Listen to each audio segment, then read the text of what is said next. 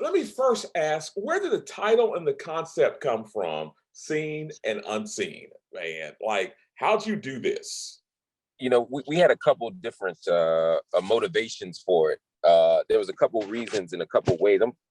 There's a couple reasons in a couple ways why we chose. One of them was, of course, we're inspired by the great James Baldwin, who's one of his last books was Evidence of Things Not Seen, which was about the Atlanta child murders. And Baldwin was still trying to figure out America and come to terms with America. The other reason is, as a person of faith, this idea of faith being evidence of things not seen. Wow. And in this country, we're taught to trust the process, to believe in that which we have never been able to see. Black folk have been told to believe in democracy and faith and the good nature of our fellow person. And these are all great ideals, but in real life, they haven't always played out. Mm-hmm. And so as Black folk, we got to think about that which is seen. And we also have to constantly hope and imagine and fight for that which is unseen. Yeah. I don't know about you, but I can remember seeing the video the Monday morning, right? But when it hit me was probably that Friday. I was interviewing Ambassador Young that morning. And by night, I was on the streets of Atlanta here in the riot. Man, so it was kind of one of those days where it was like, okay, I get this now. When did you fully get it? When did it hit you that things had changed, man? It hit me when my own teenage daughter wanted to go to the streets of Philadelphia to protest. I remember being in Philadelphia and hearing about what was happening in Los Angeles, with Rodney King. And I remember even seeing episodes of A Different World where they talked about it. You knew it was a big deal. Yeah. But now the next generation of people had witnessed something and needed to respond to it. Dr. King used to say, dogs bite us in Birmingham and we bleed everywhere. Wow. And it seemed that the knee in the neck of George Floyd was resonating with people in cities across America, from Atlanta to Philadelphia to Los Angeles. And when I saw what was happening in the streets around the country, mind you, against the backdrop of a pandemic, right? I said, something else is going on here. Something else is going on. Can we talk about the book and this the historical factor? How did you find the information, man? Because I remember reading through some of this and going, how did he do this, man? How did you find the information to go along with the book of Mr. Floyd's life, man? It's a good question. And my co-author and I, Todd, we both are scholars and journalists and readers, avid readers. And we said, if we're going to tell the story of George Floyd, we have to tell it right. We can't just have him be a man who came, who bled, and who died, which is too often the story of Black people in death. Instead, we got to tell the story of a man who was born to parents who loved him, someone who navigated systems that didn't always serve him, who made mistakes, who was imperfect, but whose life can't be summed up in the 9 minutes and 20 some seconds that took place on that video. And so we talked to friends, we went to the libraries, we looked in the archives, we did a lot of work to be able to tell the story, going into the newspapers, looking for old footage of his high school state championship football game. I mean, we did everything we could to tell this man's story because he deserves it. All of our fallen deserve it. Everybody deserves it. I'm going to admit something that I may regret later.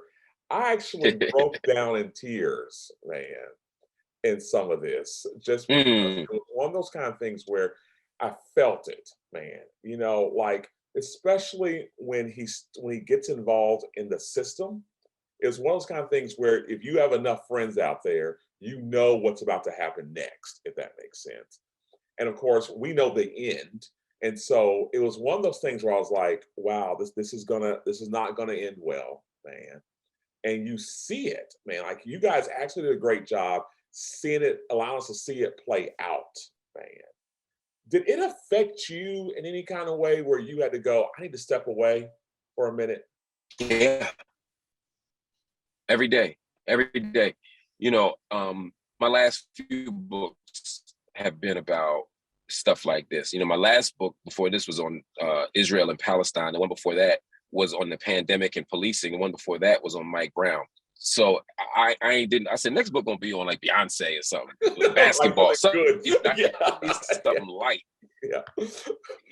because it's so heavy. You know, and when you love Black people and you love justice, you can't help but be unsettled and disturbed and saddened by these stories.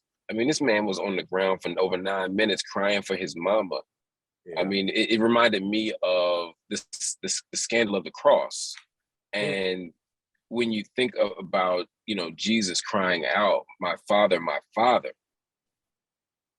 you know, there's a way that George Floyd laying out there stretched out was reminiscent of that. When I think about the death of Eric Garner, who said, I can't breathe, Mm. and he screamed that he couldn't breathe, it reminded me of that. It reminded me of my own father, you Yeah. know, being attacked and beaten by the racist Rizzo administration and Rizzo Police Department here in Philadelphia in the 1970s. It it it conjures. It does some conjuring work. Yeah. You start raising up spirits, and people in the South know what I'm talking about. You know, people talk about raising up spirits that you don't want when you start saying the wrong thing or calling for the wrong thing. And there's a way that when you do this work, you're constantly forced to wrestle with death and pain and trauma. Some of the trauma you didn't even live to see, but you know it's there. You feel it. And so when we wrote this book, and when we did the research for this book, there's moments where I had to take a day off. I had to take a week off. I had to take an hour off. I had to take a minute off. Sometimes it was long, sometimes it was short, but I had to take breaks to allow my spirit time to process and heal so that I didn't turn those people into cardboard cutouts and two-dimensional stories. I needed to remember that this was somebody's mama or daddy or son or daughter, that Ahmaud Arbery wasn't just a Black jogger, that he was somebody who was loved, and that Breonna Taylor wasn't just an emergency medical person. She was somebody who was loved, and reminding people of that is powerful and necessary. Next to last question, man. I can't believe I'm already here. Oh, he's a man of faith, clearly, man. How much did he wrestle with his faith and then wrestle with things like Mr. Connolly, who also, it seemed like deeply affected him, clearly. How did he wrestle with all that was going on and be a man of faith at the same time, man? You talking about George Floyd? George Floyd, yeah, because it seems like he was.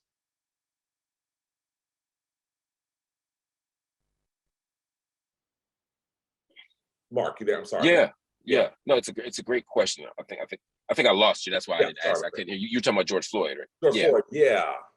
yeah. You know, George Floyd was absolutely a man of faith, and you know, there's a few reasons why that's important. Part of it is the faith question that many of us ask, right? This question in religious studies and in Bible studies, they talk about it as theodicy. You know, this question of the relationship between God and justice. Why do bad things happen to good people? And frankly, why do good things happen to bad people?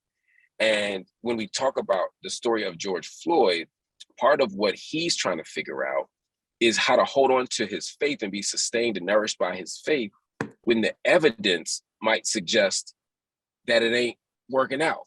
Yeah.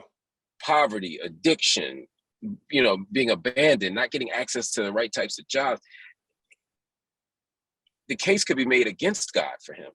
Right. But he continued to believe. He continued to have faith, and it is his faith that allowed him to get well. It is his faith that healed him. They say we're healed by our stripes. He was healed by it.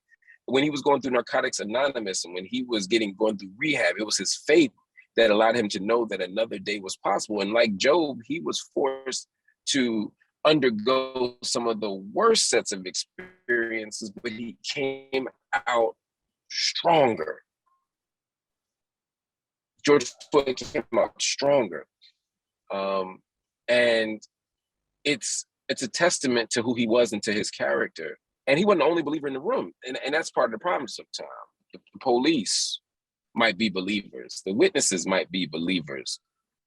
And if the police are believers and the victims are believers, everybody's believers, somebody doing something wrong. And so part of what we have to do is figure out how we can link our faith to our principles. Because you can be a police officer and be a person of faith, but you can't be a police officer and be a purveyor of violence and call yourself in line with your faith tradition. In other words, we got to find a way to hold people accountable as believers and say, what does justice require? What does love require? What does it mean for when Jesus preaches good news to the poor, calls for good news to the poor, right? And healing the captive, you're freeing the captive and healing the brokenhearted. What does that mean? You're talking about systemic change. And so, as well as the personal transformation. And so George Floyd was going through the personal transformation of a believer. And I'm sure Derek Chauvin was too, the person who killed him. But what we need is the structural transformation, the systemic transformation. Jesus didn't overturn tables in the temple for the purpose of expressing anger and rage or interpersonal disagreement. He was talking about a principle of protecting our faith from market forces. When he talks about good news to the poor and healing the captive, what does that mean in the context of mass capitalism and mass incarceration? We have to reimagine our faith in the context that we're living in. Doesn't mean we lose our faith or change our faith. It means we orient it to the moment in the way that we always have. And part of how we do that is by bearing witness. Wow. And the camera, the media, the technology, the tools we have today, that allows us to bear witness. Wow. Last question, man. When you hit send on this book and you were done, it goes to the publisher. I'm sure you were excited because it was done. When you hit send, did you get it all in? Did you feel like you did it? Man, did you feel like you missed anything? No, I never feel like that. This is my 7th book, and I always feel like I got more to go. I feel like I've learned that if you wait until you said everything, the book won't never get done. Coltrane, like Miles told Coltrane at some point, you just gotta take the damn horn out your mouth. Yeah. And at some point I said, I've told the story that I want to tell. I have made the arguments I want to make. But it's an incomplete story, and it's an insufficient argument ultimately. But that's what book number 8 will be for, book number 9, and hopefully, God willing, book number 50. I want to keep going, keep fighting. But as long as people get something from it, as long as it feeds people and pours into people something, then I feel like I've done my job.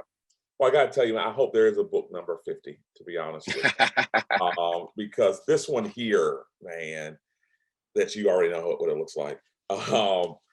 I literally thought I would pick it up and just be able to skim through it because I knew I'd be getting ready for our time together, and I can't put it down, man. So I have other interviews I've coming up, and I've picked it up throughout the days here and just said, okay, so it's one of those. It is just a good book, man. I mean, I can't thank you enough for writing it, if that makes sense, because you humanized him. For me, man. He wasn't Thank you. Yes, Mr. Boy in those 9 minutes. And so thank you for humanizing him. Thank you for your work. I know you're busy, and just thank you for your time. And my wife is a bigger fan than I am. Like, I feel like you get money back, honestly, Mark, because she's bought all your books. I'm just getting introduced to you through your books. And so I'm like, man, he's a great author. It's like his first one. And she said to me last night, she goes, dummy, like he's written like a lot of books, Mina. You just know him from the commentary guy. She goes, "What? Welcome to the book world of Marc Lamont." So, thank you, man. I wish you all the best, man. Thank you, my brother. Send my love to your family, your beloved wife, and just God bless you. Thank you for the work you're doing. Got it. Keep it up, please, man. Yes, sir. Have a good afternoon. Bye. You too. Peace.